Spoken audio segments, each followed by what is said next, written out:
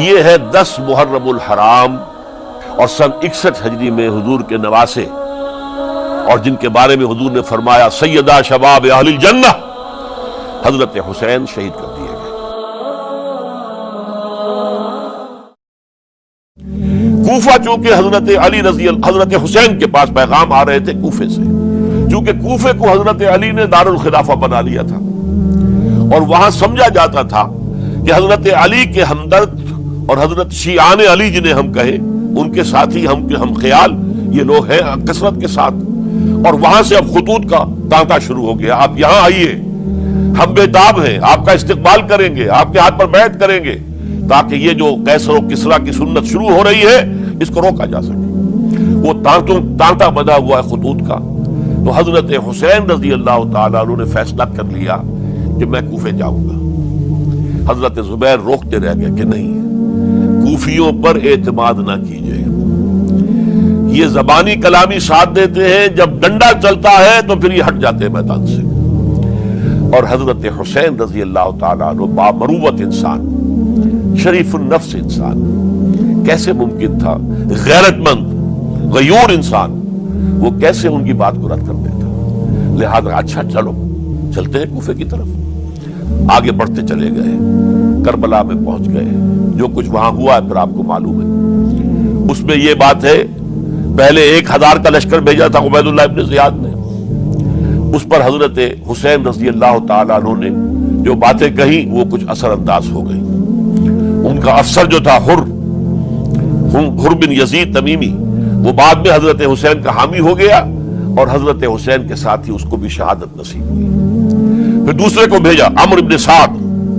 عمرو بن سعد بھی ایک بڑی عظیم شخصیت کا بیٹا تھا، حضرت سعد ابن ابی وقاص جو فاتح ایران تھے اور جن کو غزوہ احد کے موقع پر حضور نے فرمایا تھا کہ اے سعد تیر چلاؤ، میرے ماں باپ تم پر قربان ہوں۔ جبکہ احد میں گھیراؤ کر لیا تھا حضور کا اور کفار قتل کرنے کے لیے ہجوم کر رہے تھے، اور کچھ حضرات تیر چلا چلا کے انہیں پھینک رہے تھے، دور جو ہے ہٹا رہے تھے، ان میں سے حضرت سعد ابن ابی وقاص بھی تھے۔ پھر وہ فاتح ایران تھے، اسی لیے گورنر بن گئے تھے ایران کے۔ سعد جو ہے ان کا بیٹے، یہ عمرو جو ہے یہ اب ایک بڑے صوبے کا گورنر بھی تھا، اس وقت 4000 آدمی دے کر بھیجا، وہ بھی نرمی کرتا رہا، اس نے کوئی تشدد نہیں کیا، اس کے اندر بہرحال اپنے عظیم باپ کے خون کا کچھ اثر تھا۔ لیکن یہ کہ پھر ابن زیاد کو اطلاع مل گئی کہ عمرو ابن سعد جو ہے وہ تو لے تو لال کر رہا ہے، حملہ نہیں کر رہا، قتل نہیں کر رہا، بلکہ یہ کہ وہ تو اس راستہ بھی دینے کے لیے تیار ہے کہ نہ مدینے کی طرف جائیے اور نہ آپ مکے کی طرف جائیے، نہ کوفے کی طرف جائیے، بلکہ آپ چاہے تو دمشق چلے جائیں، یزید سے اپنا معاملہ کر لیں۔ اس پر ابن زیاد نے پھر وہاں سے خط لکھا ہے، میں نے تمہیں اس کام کے لیے بھیجا تھا، میں نے تمہیں حکم دیا تھا حسین سے میری بیعت لو، یعنی میری بیعت کے ذریعے یزید کی بیعت لو اور اسے پکڑ کر لا کر میرے سامنے پیش کرو۔ لہذا پھر اس نے ایک بہت خونخوار شخص کو زیادہ فوج دے کر بھیجا ہے، اور وہ جو ہے اس نے آ کر جو ہے شمر نے پھر اس نے فیصلہ کن معاملہ کیا۔ حضرت حسین رضی اللہ تعالیٰ عنہ نے ان دنوں میں جو وہاں گزرے ہیں، جتنے بھی کوفی آئے ہوئے تھے نا، اکثر و بیشتر تو کوفے کے لوگ تھے، ان سے کہا کہ میں خود نہیں آیا، تم نے مجھے بلایا تھا، اے فلاں ابن فلاں کیا تم نے مجھے خط نہیں لکھا تھا کہ آؤ؟ اے فلاں ابن فلاں کیا تم نے مجھے پیغام نہیں بھیجا تھا کہ یہاں تشریف لائیے؟ اور دیکھو میرے پاس تمہارے خطوط موجود ہیں۔ وہ ایک تھیلا جس میں کہ خطوط ہے وہ ملا کے میدان میں رکھ دیا۔ یہ حضرت حسین رضی اللہ تعالیٰ عنہ کی شرافت اور اپنی صاف دلی، کوئی اس کے اندر عیاری نہیں تھی ان کے اندر، معاذ اللہ ثم معاذ اللہ، لیکن یہ کہ اس کا نتیجہ اچھا نہیں نکلا۔ نتیجہ کیا نکلا؟ اب انہیں پتا چل گیا کوفیوں کو، اگر اب حسین زندہ دمشق پہنچ گئے یزید کے پاس تو یہ ہم سب کا بھاڑا پھوڑ دیں گے، ہماری شامت آ جائے گی، لہذا اب تو کسی صورت انہیں زندہ نہیں رہنے دینا۔ یہ ایک بڑا اہم واقعہ، نوٹ کر لیجیے اس کو، اس لیے کہ حضرت حسین نے ایک ایک کا نام لے کر اے فلاں ابن فلاں، اے فلاں ابن فلاں، اے فلاں ابن فلاں، کیا تم نے خط نہیں لکھا تھا؟ کیا تمہارا پیغام نہیں تھا؟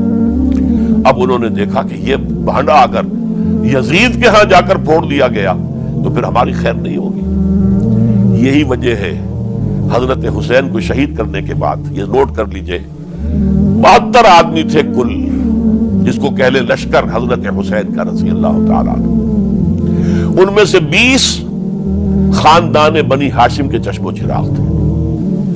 وہ بڑی بہادری سے لڑے، بڑی بہادری سے لڑے، ایک ایک نے لڑ کر جان دی ہے، بہت سو کو مارا ہے۔ یقاتلون فی سبیل اللہ فیقتلون ویقتلون، قتل کر بھی رہے تھے، قتل ہو بھی رہے تھے، ایک ایک کر کے قتل ہو رہے تھے، شہید ہو رہے تھے۔ 20 جو ہے خاندان بنی ہاشم میں سے شہید ہوئے۔ حضرت حسین رضی اللہ تعالیٰ عنہ کا ایک بہت ہی انفنٹ چھوٹا بچہ وہ بھی شہید ہوا ہے۔ باقی سب مرد، تمام مرد، سوائے ایک حضرت حسین کے بیٹے حضرت علی بن حسین زین العابدین کہلائے بعد میں، وہ بیمار تھے، وہ جنگ میں حصہ نہیں لے سکتے تھے، وہ بچ گئے صرف۔ اچھا، حضرت حسین شہید ہو گئے، یہ ہے 10 محرم الحرام سن 61 ہجری۔ کیا مطلب ہے؟ حضور کے انتقال کے ٹھیک 50 برس بعد، سن 11 ہجری میں حضور کا انتقال، اور سن 61 ہجری میں حضور کے نواسے، اور جن کے بارے میں حضور نے فرمایا سیدہ شباب اہل الجنہ، حضرت حسین شہید کر دیے گئے۔ اور اس کے بعد اس لشکر نے خیموں کو آگ لگا دی۔ یہاں نکتہ سمجھ لیجئے، آگ کیوں لگائی؟ انہیں معلوم تھا ہمارے خلاف ڈاکومنٹری پروف موجود ہے وہاں پر، وہ ہمارے خطوط کے تھیلے وہاں موجود ہیں، اگر وہ باقی رہ گئے تو ہماری شامت آ جائے گی، ہمیں کون بچائے گا؟ تاکہ وہ ریکارڈ جو ہے ان کا وہ تلف ہو جائے، سارے خطوط جو ہیں وہ جل جائیں، تاکہ ان کے خلاف ثبوت باقی نہ رہے۔ یہ عظیم سانحہ کربلا ہے